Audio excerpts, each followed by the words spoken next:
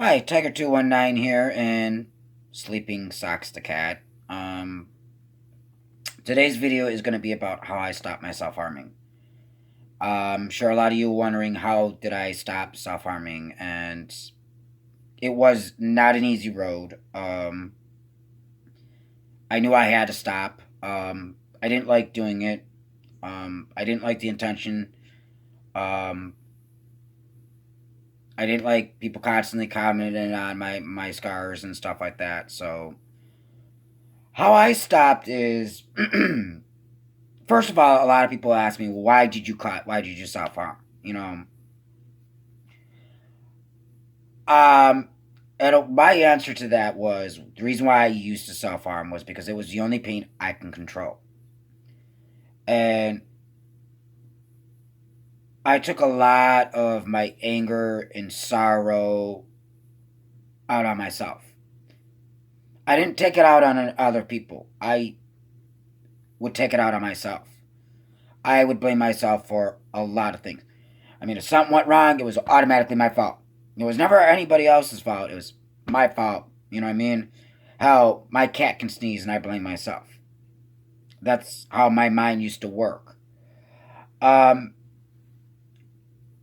how I stopped cutting was I used to take a rubber band, and every time I would feel like I needed I would need the cut, I would snap the rubber band.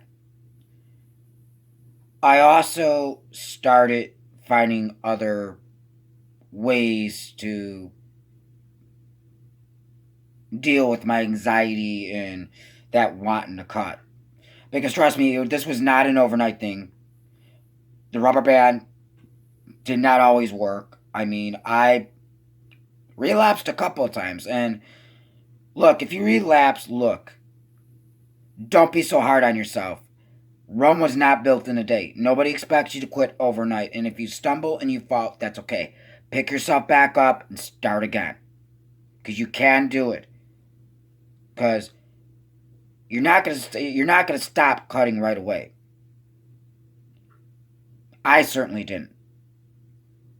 It was a gradual of I don't want to do this anymore.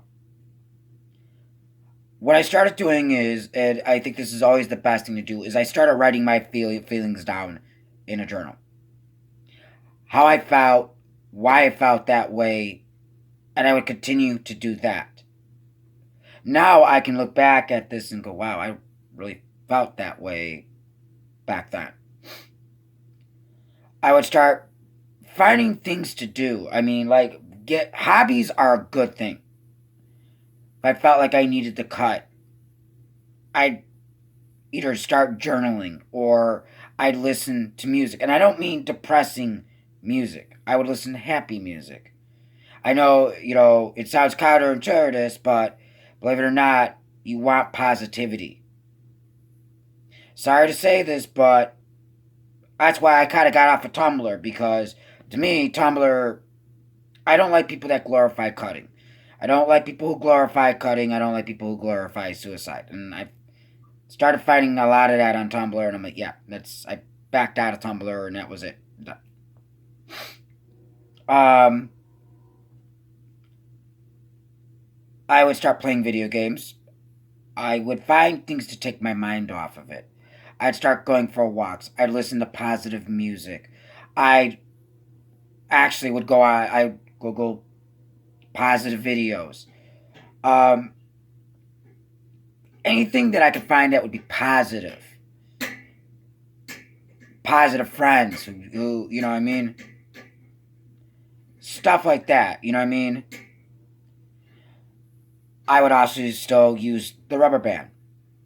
Eventually, I would break, eventually, I mean, there's still days I want to cut. I mean, trust me, when shit goes bad, my God, it'd be so easy walking in the kitchen, I find a knife, and there we go. A lot of this is fighting and knowing that, yes, it makes you feel good, but that feel good is temporary. Me personally, I don't want to have to explain to my nieces why I have all these scars on my wrist. Why I have.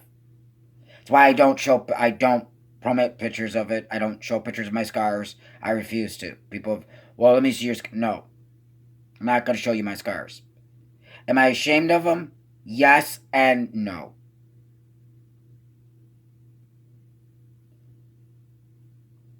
Do I do everything in my power to cover up my scars? No. Do I answer questions if people ask me about it? Yes, I have. And sometimes it's hard. I don't promote cutting. Never have and I never will.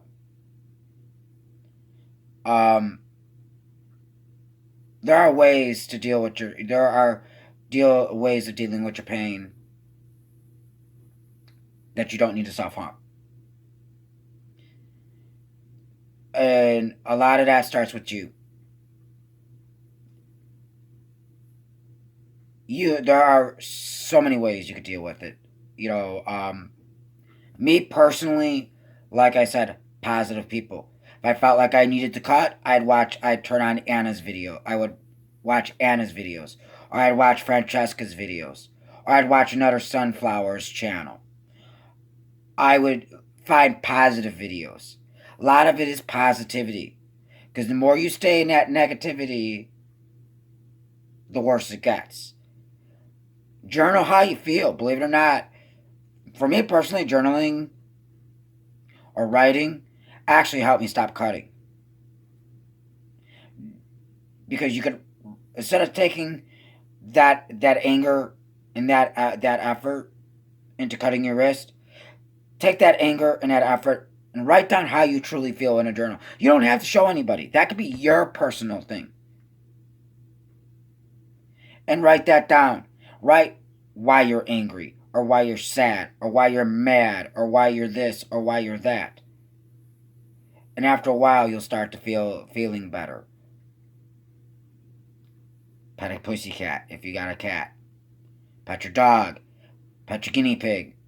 Animals are a good stress reliever. Trust me, this cat helps with my anxiety more than people think. Even though he's a pain in my butt. And gets into everything, but that's another video. I know you can do it. And I mean, and a lot of people, oh, but I can't. I can is for those who don't want to. That's the whole thing. That's what I can't stands for. I don't want to. Yes, I get there are some things you feasibly cannot do. And I get that. But when it comes to, I can't stop cutting. I can't stop self-harming.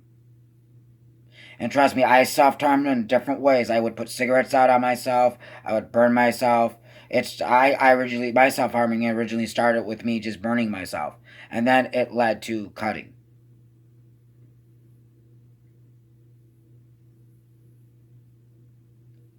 Positivity in your life, believe it or not, goes a long way. Don't shut people out. Let them in. Because the more you push people away, because you can't automatically expect people to understand what you're going through. Because some people, it's not that they don't care. It's not that it's not that they're dumb. It's just they don't know. Not everybody knows the signs. Not everybody could pick up, hey, I'm hurting. Let them in. But again, my number one thing is get yourself a rubber band. I know a lot of people, oh, but that don't work. Well, you have to give it time. It's not going to work overnight. It's not an overnight cure. But it is better than you slicing yourself open. Get yourself a journal. Get yourself a pencil and write how you feel. What's going on in your life that's making you feel this way. Who knows? Maybe later on, you could look back and go, wow, I overcame that. Because you can overcome anything you put your mind to. Because you are stronger than what you give yourself credit. Suicide and self-harming is not an answer.